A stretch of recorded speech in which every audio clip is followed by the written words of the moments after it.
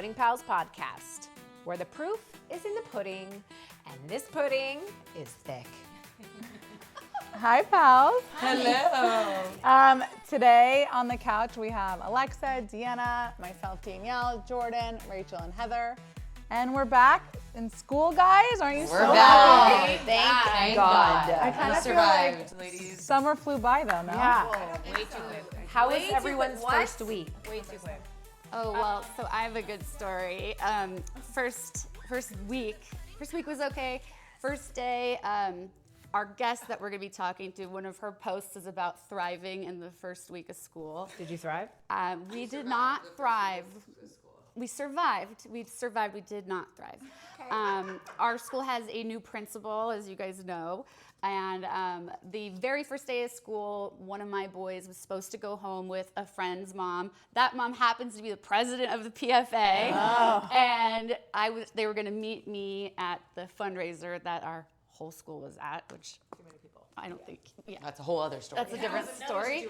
And all of a sudden I start getting text messages and calls. Do you have Wyatt with you? And I was like, no, he's supposed to be with this person. Well, he's not, he didn't come out of school, blah, blah, blah, blah, blah. Next thing I know, the brand new principal and half of the school faculty are looking for my son. Oh my God. I First was at day of home about school. to jump in my car, Are gonna you go serious? look for her son. Oh, I yeah. was on the way to the fundraiser. They were like, I can stop and look on Parkway.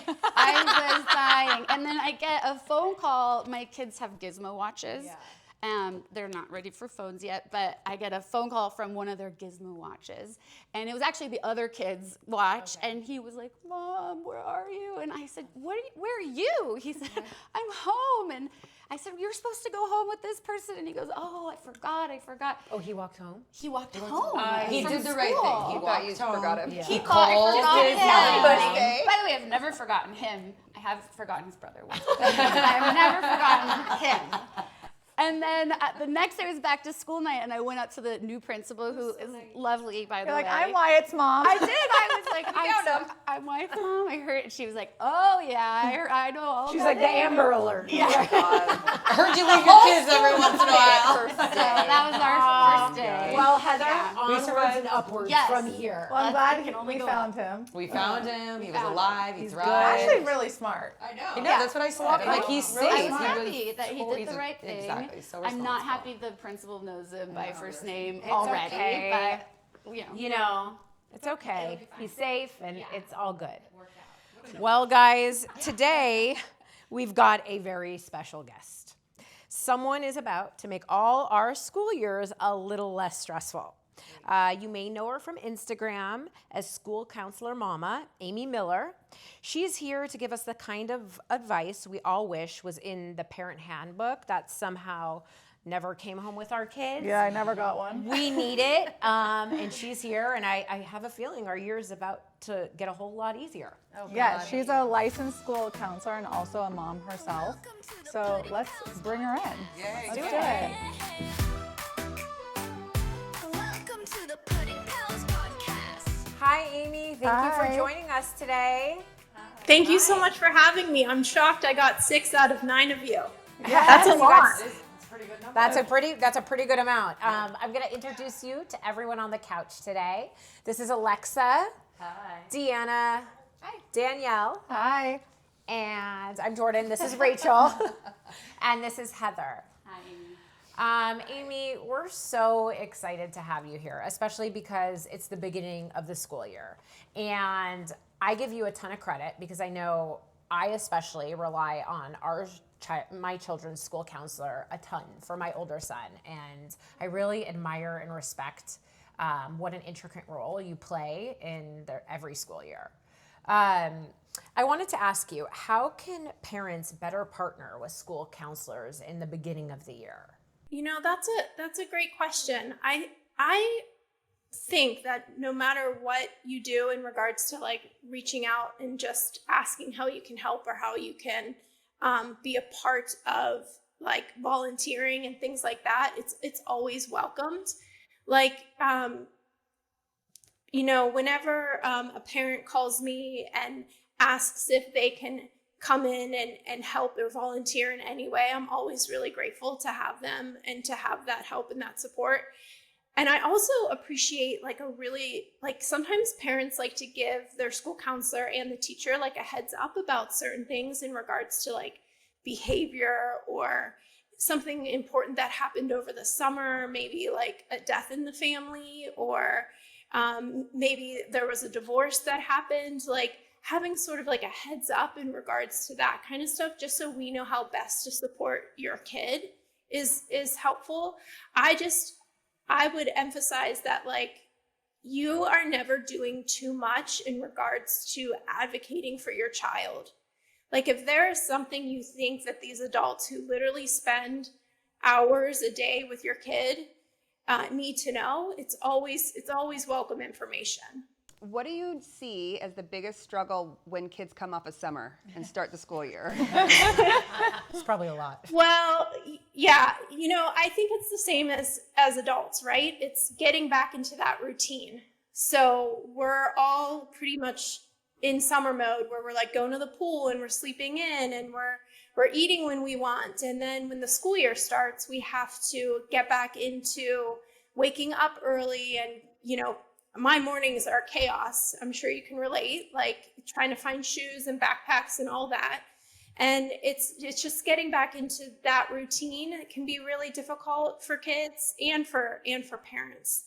So like as a parent, being able to prep as much as you can the night before is going to be the most helpful thing for your kid, just like it is for you, just planning ahead. It does make me feel better that you as a counselor is also struggling too. Oh, 100%. That your morning is just as crazy as ours. Yeah. And I have binged a couple of the episodes of your podcast, and I'm like, these are like this is my vibe too, where I just want to be like, yes, I am a counselor, but that doesn't mean my kids regulate their emotions. Right, exactly. Like I don't always say the right thing, and I'm still a mom, just like all of you, trying to really figure it out. And I know what I should do, but that doesn't mean I always do those things, What signs can parents look for that a child is having trouble adjusting from summer to school? Yeah, when I think about kids adjusting, I kind of want to just say, like, we all struggle with adjusting. We all struggle with these big transitions, and those struggles are really okay. It's like such a good opportunity to learn resiliency and to learn how to adapt and how to cope. And so while your kid might hold it together all day at school and be like a perfect angel, and then they come home and they like have a total meltdown, I think you just have to like acknowledge that as a parent as like something that's really natural and really common for kids, and that it's okay. It's okay if they're saying like, this is really hard, or I'm really tired. Sometimes it's good to let them struggle a little bit, I think it's interesting that you just mentioned, when they come home from school and they have a meltdown. So that is my house all the time, every day at the end of school. And it was getting to a point where I was having my own anxiety as I look at the clock and think, I have to pick them up. And I know what I know it's coming. Yeah, I know it's coming, because it would be meltdowns and grouchy. And I did read some of your ebook, and I was reading about how it is helpful when you understand that their amygdala their brain is not fully formed, right? And so sometimes when I'm like, they're not just being little shits, like they really can't control this, right? And so, it's helpful to remember that they're not doing it on purpose. They're just trying to like control. They don't really know how to regulate their emotions. They do not. And I love explaining that to my students as well. Like, their brain it's like 90% emotion. They have that frontal lobe. They're able to reason and control and like tap into it, but it is not what's like online. And I remember that as a kid. Like, I remember feeling things so deeply and just things feeling like such a big deal. And it really is about that brain development that truly isn't fully developed until they're like 26 years old, right? So when you think about it that way, you do realize that like no, they're not doing it on purpose. Like, they really can't help themselves. And we as adults have that ability, and we have the skills to cope. I mean, mostly, right? Like, we like to think that we Sometimes. do. But that's where it's like, we want to really tap into our own calm so that they can sort of mirror that. Like, if we're relaxed and like we're happy to see them when they get home from school, and we're not rushing them around and doing a bunch of different crazy things, and maybe we've gone and we've worked out already, so we're more relaxed, for when they come home, then they're less likely to melt down or kind of like get triggered, at the end of a long day. It is a really long day for them. Yeah. I think also if they do melt down and we've learned to regulate our emotions, we can let them have their meltdown without exacerbating it, right? Yeah. I'm guilty of Without that. overwhelming them for Yeah. Because we feel like we're trying to stop it, and that for them is like the biggest. It's Right. going, yeah. Right. That's it's hard. I have a question as far as,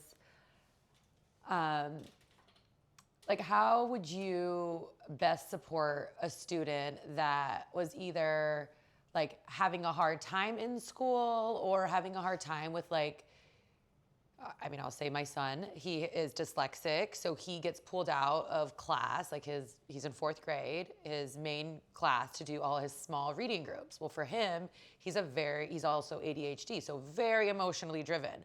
How can I help best support him and not make him feel bad for getting pulled out? I mean, he understands that his brain learns differently, but how would you best support a family, a student in that transition? Yeah.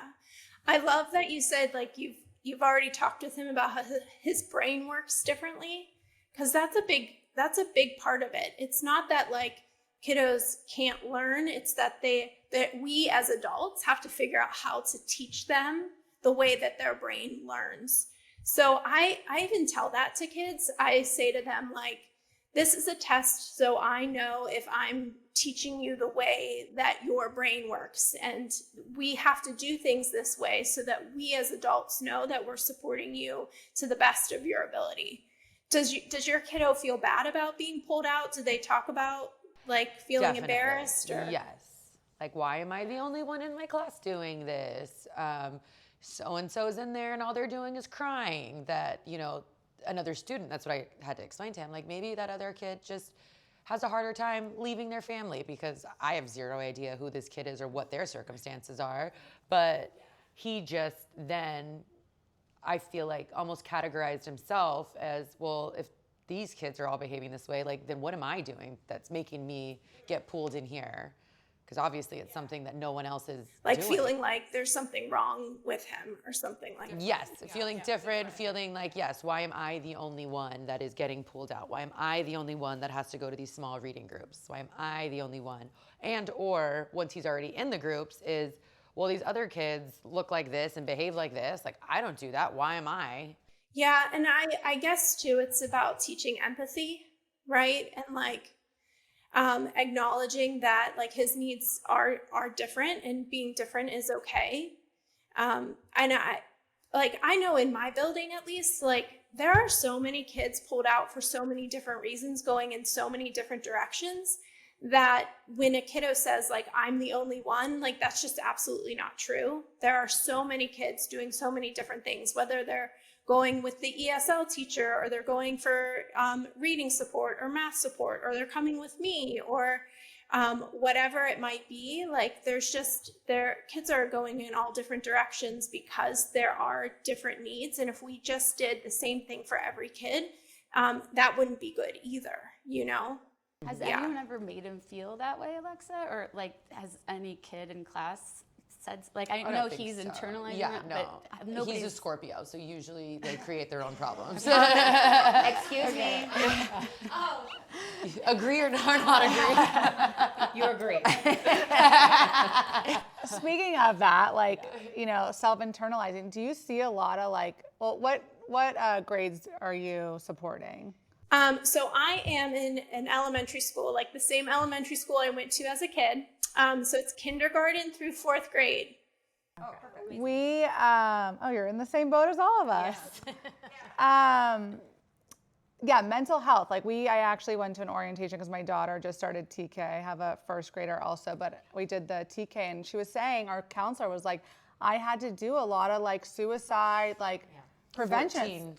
14, she said. Calls last year. In elementary school, and it was just so heartbreaking to like hear. Do you see a lot of that? I hate to say it, but I do.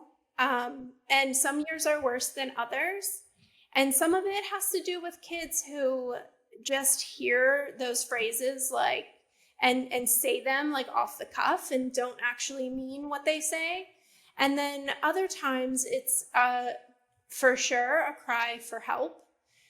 I have seen it in all grade levels too. Not like, I guess the youngest I've seen is 1st grade has said something, and it was like a true concern, and I needed to like call the parents, and we needed to get that kiddo help.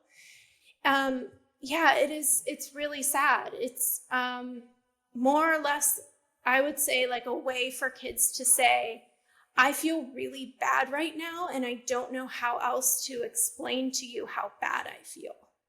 Not necessarily that they mean what they're saying or that they understand what they say. I think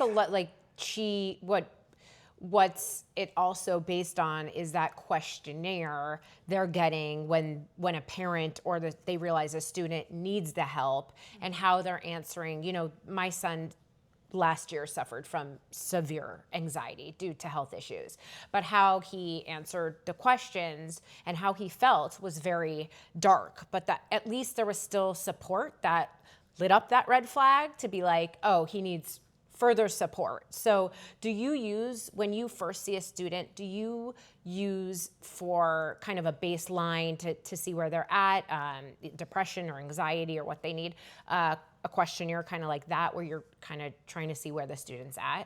Typically, whenever a kiddo says some sort of like suicidal ideation, we have a standard form that we use to filter out whether or not they should seek help. It's sort of like, if they answer yes to this, then they should do this, and if they answer no to that, then we should do this. And it's like a threat assessment, we call it, like protocol.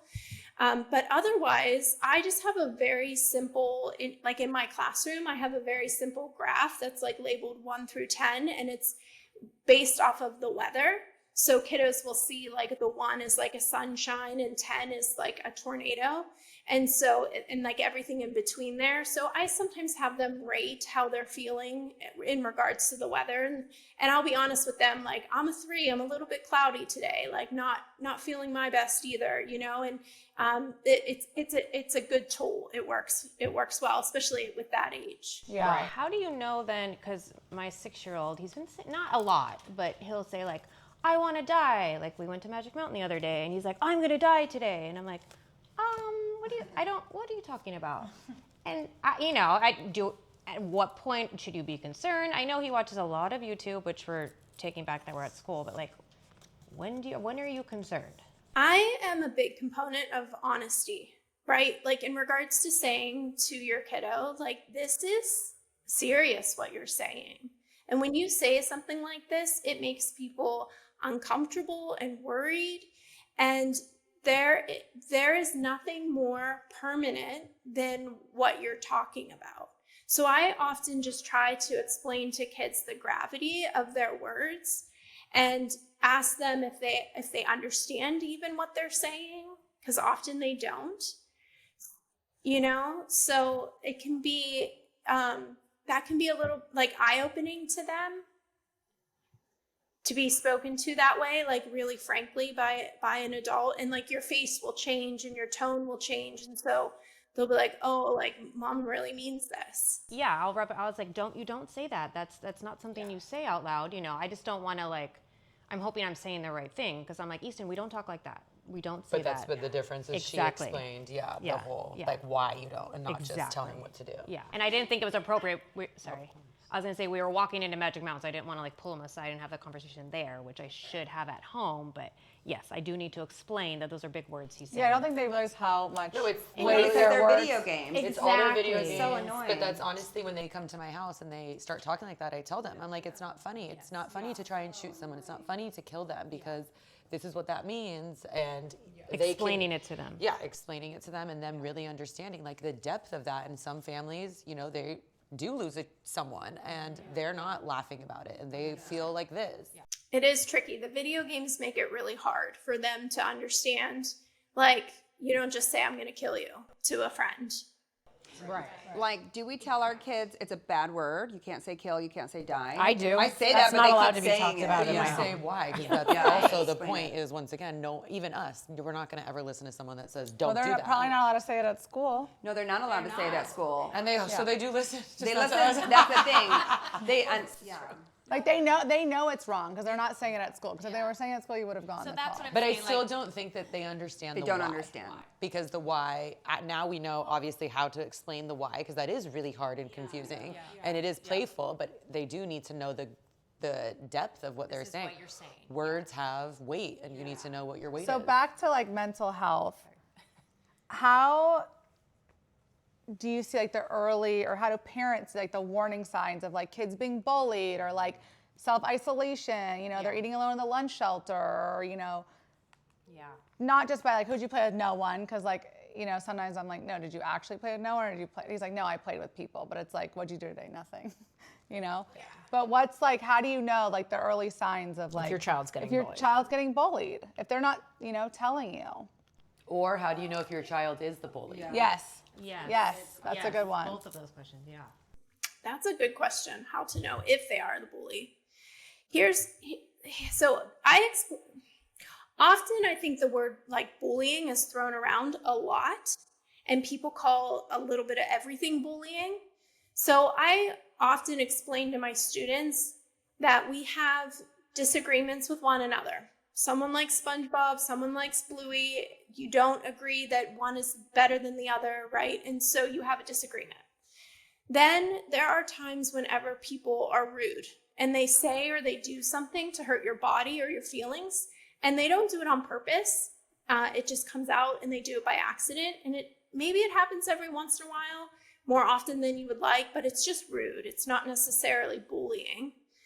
And then there are mean moments whenever someone is legit, like they go out of their way to be mean to you and they hurt your body or they hurt your feelings, and they do it on purpose, but they only do it every once in a while, maybe once, and it doesn't happen again, or it happens infrequently. And then with bullying is when someone like actively seeks someone out. They're mean to them, they hurt their body or their feelings on purpose repeatedly, and you feel like a target because there's some sort of power dynamic, right? So I often talk to kids about the different types of bullying that can happen, because it's not just about like shoving a kid in a locker and, you know, punching them after school or stealing their lunch money. It can be rolling eyes or whispering and about someone, or spreading rumors, or telling a group of friends not to talk to so-and-so. So there's all these different sort of subtle relational aggressions is what we call them, that can also count as bullying. And identifying if your own kid is a bully is really tricky, because often I worry that bullies don't know that they're bullying. They are trying to find their place in the world, and they're trying to figure out, like they're just trying on social skills, and they don't realize that they're not working. So I like, if my kids, my personal boys, they're 7 and 9, if they do or say something that's like rude, mean, or like bullying to me or to their brother, I point it out. I make sure that they understand that their behavior and the way that they're acting is mean or not appropriate, or like the tone of their voice is unkind.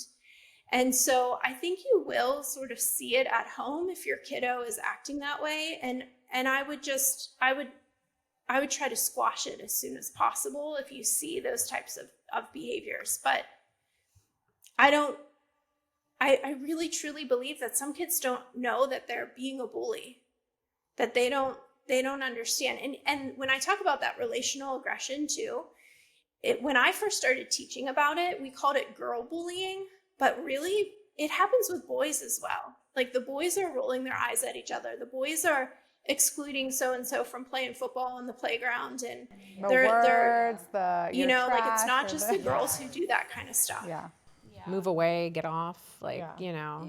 It's it's hard. It is. I could see where, you know, young kids might not know it's just a mean kid, but he doesn't know he is being a bully, because unless you're taught at home how to constantly, you know, be treating people, it really, I believe it starts at home, you know? And I do think like a lot of situations can be misconstrued, and it's hard when there's two families who believe in, you know, different things, two different parenting styles.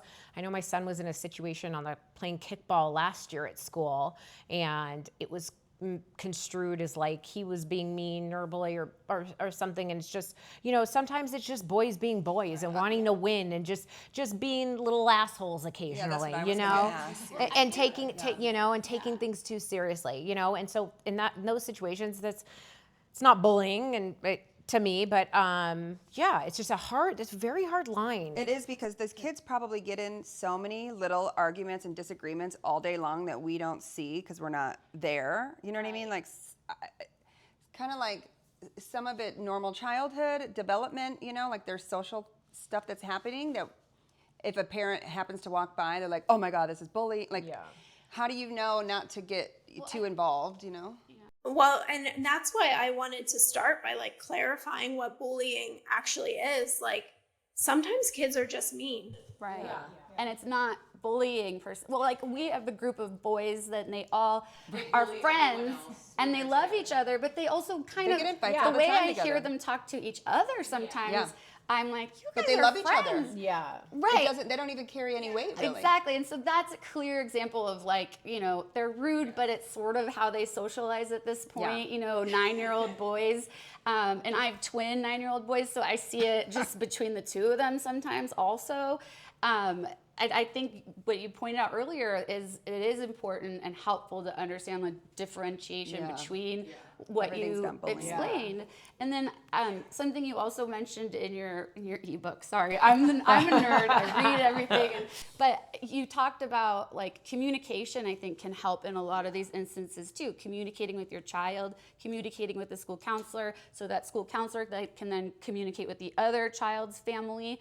And if you don't, you know, I'll let you talk about this, but you mentioned in your book about discussing like the rose, the thorn, and the bud. I think that's a good way to kind of hear from your kid what they're going through at school, and you can maybe get a better idea of, are they really eating lunch alone every day? Are they sad? Or they, you know, or is this, you know, just buddies picking on buddies? I like, and also even questions to ask them about their day, because when, you know, we're always like, how's your day? Fine. Right. Well, it's hard to get it out of a first grader too. You know? But that's why what do you suggest? Yeah. I do feel like Instagram is filled with so many of those posts like, ask this question instead of that. Do you want to have the most connecting family? Ask these 5 questions daily. Before you go to bed, while you're in bed.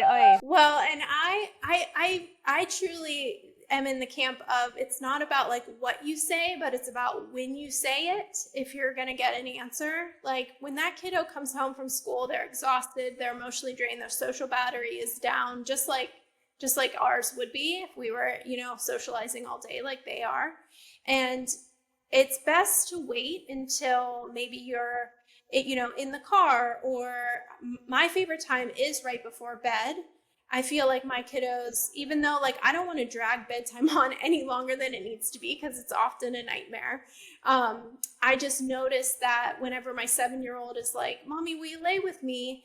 If I lay with him, he's more likely to sort of chat and tell me like that's true. Chatty what Cathy. he did. Then all of a sudden they'll share anything. All of a sudden, there's so much to say.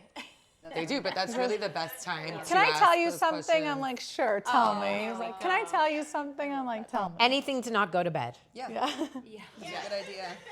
I really liked how our principal even said to like ask questions like, who were you kind to today? Who was kind to you today? Because then it also shows them we care more about how they treat other people too. Like that's important, and that's what we want out of life. Do you ever run into issues when you're working with a child? And I know at our school, our school counselor cannot share with me everything my son talks about, which I completely respect. Neither does his therapist.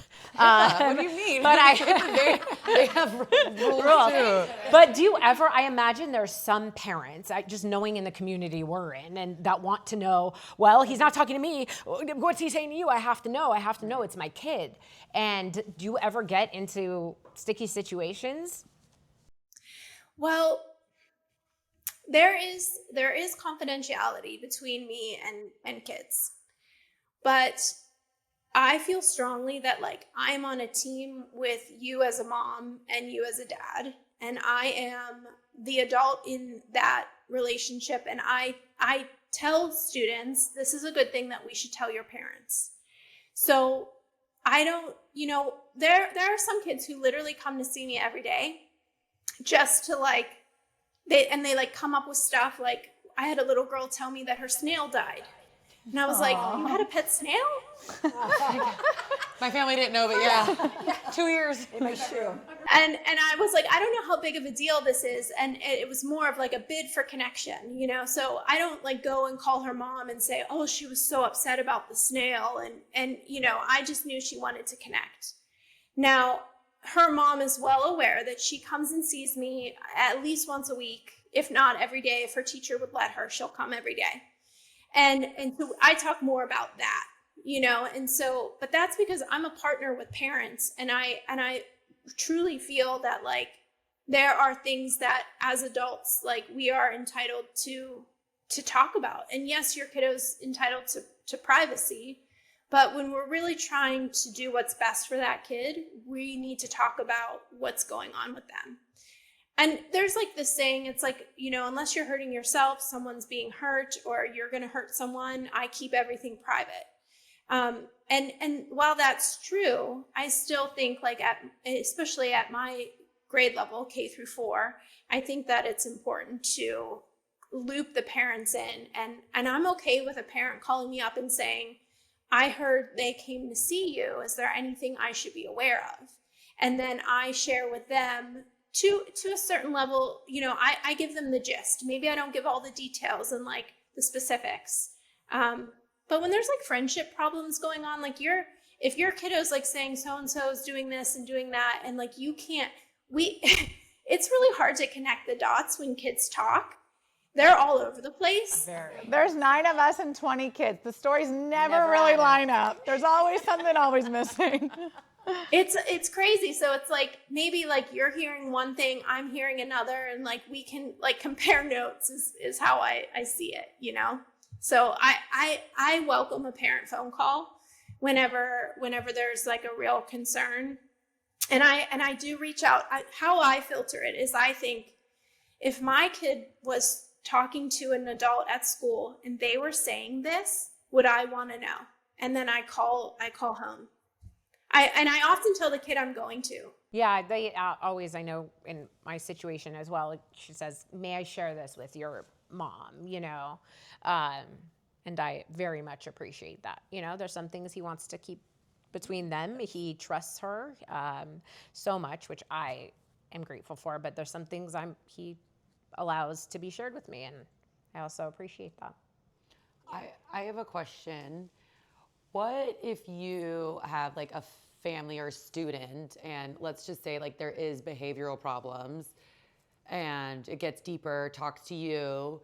What if the other family is like either not wanting to hear it, they are just brushing it under the rug? Like, how do you then handle that situation with like, obviously this kid is troubled. If his parents are even behaving this way, they don't want to hear it, then there's a little bit more, but how do you deal with it from the other side's perspective? I lean on my teammates. Like, I lean on the other teachers. I lean on like we call them specials teachers at my school. So like the music teacher, the art teacher.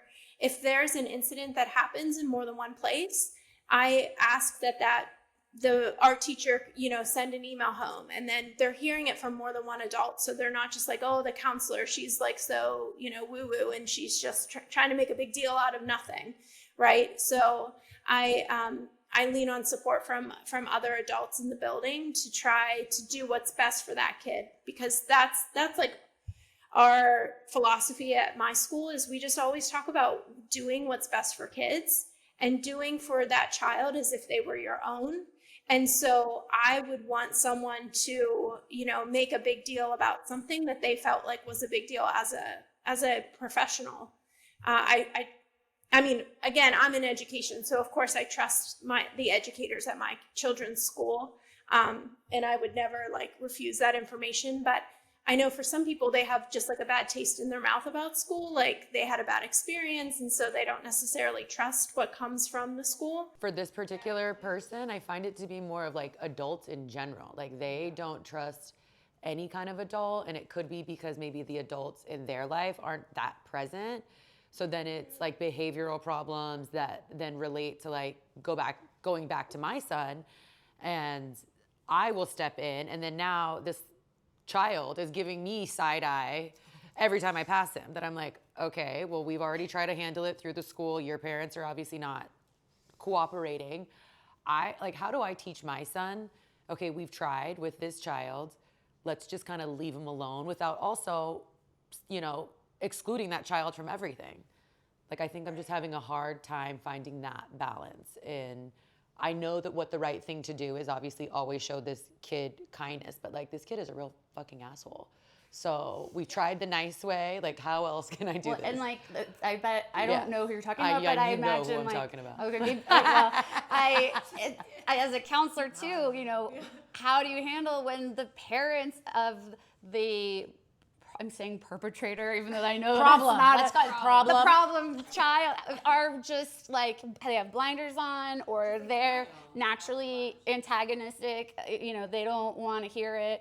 What do you do? How do you handle that? Or Or more so, how do you teach your kid just That's to more like thing. How do I teach my kid Stay to away. That's what I tell. But also, this kid does do, not really, this kid does behavioral bullying. That's what my son has broke down to me. I only am nice to him because he's really mean, and I don't want him to be really mean to me. Oh, Then I'm really? like, yeah. But maybe then his I'm like, parents okay. are really mean to him at home. I mean, it's hard to explain to your kids that not all adults are nice and smart. Like adults, and that's, that's a really sad thing to. What do you to learn? I think everything, there's really nothing that I would say to you different than what you have all said. And I know that is like kind of sucks as an answer. You don't have a magic answer? We're like preaching to the choir. She probably has to deal with this all the time. Kids are mean, and kids are mean because they learn somewhere to be mean. And sometimes you just need to really instill within your own child, like their value, their confidence, their wonderful life with 2 loving parents, or, 4 loving parents, however it might be, right? Like their grandparents, like all these adults in their life who adore them, and their lovely like cousins, and, just emphasize all the good in your own kid's life, and realize that like the kiddo who's being mean probably doesn't have that. Like hurt people. And so when somebody is being hurtful to others, it's truly because someone treats them that way, and they think that that's the way to socialize, and that's the way to gain friends and gain power in some way. Amy, so how do you teach, how do you instill that confidence? Like, if my son was being put down, a lot by a friend, like, how do you teach him to or teach them to be confident and be independent? I say don't react, don't show them that you care, but it's it's hard when you're 6. How do you not show them that you care, I think it's that consistent message, right? They're not going to necessarily be completely confident young men at 6, 7 years old. my 9-year-old has this like natural athletic ability, and he wins and succeeds at things very easily. And when he gets into, so for example, he rides BMX, so BMX bikes, and he will win like first place trophies all the time. But then when he goes to lacrosse, he's not necessarily the best one on the team. And my husband has talks with him a lot about what that means. Like, just because you're not, quote, the best, it doesn't mean that you don't have something to offer. And so he gains confidence from noticing what it is that he could, that he is good at, and noticing what he admires in other people and how he can use that as inspiration and sort of work towards that. But, you know, like we as people we want to be growing. We don't just want to be stagnant. We don't want to have that fixed mindset where we're like, we're the best at everything and there's no way for us to get any better. It's like you want to instill the growth mindset in kids where they know that there is going to be challenges that come their way, and those challenges are going to teach them something, and it should really inspire them to do better and to persevere, and they'll get confidence from all of that. But confidence is a skill, and it takes practice. And, you know, sometimes like you have confident moments and you have not so confident moments, and both are okay, right? Back to the beginning of the school year, because that's where we are. I feel like a two question. Two-parter. So many kids leave schools to public schools to go to private schools or start a different school and start over with no friends. What advice do you have for those kids starting new schools this year that are probably ridden with, you know, fear or anxiety? What advice do you have for them? My heart goes out to those kiddos. That was always like one of my biggest fears as a kid, was having to start over that way. Yeah. I tell parents who come to school, to my school, with new students, that their kiddo just has to really do their very best to just be kind and be themselves, and to put themselves out there a little bit as well. Because, you know, you don't always have to wait for others to come to you. Sometimes those kiddos who are in your class who are maybe a little bit quiet or reserved, like, you go to them and then their day is made. And I think kids forget that, like, they're awesome in their own way. And they forget that, like, they can be the kind kid and they can be the one that reaches out to someone else. They don't have to wait for people to come to them or invite them. They can be the one that does the inviting. Even though it might be hard or it might be scary, they have to find that courage, and they can be brave and they can do those things, you know, especially like if you tell them that and you believe in them, maybe when they don't believe in themselves so much, like, they'll find those little moments. Kids are really resilient, you know? And what about then for all the kids just going back to school and dealing with anxiety, just being away from their parents and, you know, having to re-see people they might not want to see again? And, you know, how do you ease all the kids' anxiety that are on their way back to school? And what can we do also to help our kids in those moments? Well, so I label those feelings for my kiddo, and I don't just say, like, my son, my 7-year-old, we talk a lot about how being scared and being excited can feel the same in your body. Your heart races and, like, your stomach feels upset and your thoughts get all jumbled, but, like, we combine the word and we call it skited. So we say we're scared but excited. And he has used it, like, on his own. Like, the first day of school, he's definitely skited, for sure. That, you know, going on a roller coaster, he's skited. And so I think just having that word for it has really helped him, because all those, like, good feelings about being excited are also mixed in with that fear, you know? And then maybe even reminding them of times in which they were brave and in which they got over those fears really quickly too. Like pointing that kind of stuff out is always good so they can kind of remember. I mean, I know personally I was super skited for this podcast. How do you feel now? So cute. I feel great now. I feel great. Yes. You're just excited, not skited any longer. Now I feel good. Nice and calm. Oh, Amy. Amy, what's the one piece of advice you can give to students to have a successful year? Like one takeaway that can help us all, I guess. Yeah, I think sometimes kids go into the school year like, oh my gosh, like I'm a big fourth grader now. Like I have to do this and I have to do that and I have to be organized and I have to be all the things. And really, I think it's just about taking it one day at a time. Like you don't have to conquer the whole school year in one day or 1 week. Your teachers are there because they love you, they love kids, and they want to support you.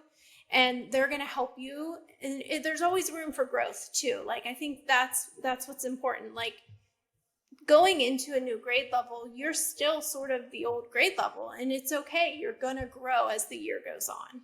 Right? Yeah, that's so true. Amy, thank you so much for being here today. Yes. You have given us real tools to help us have a successful school year. And again, thank you for what you do because your role in our schools is so very important. Can you tell our listeners how they can follow you? And about your ebook. Yes. Yeah. So I am on Instagram at School Counselor Mama. That's school_counselor_mama.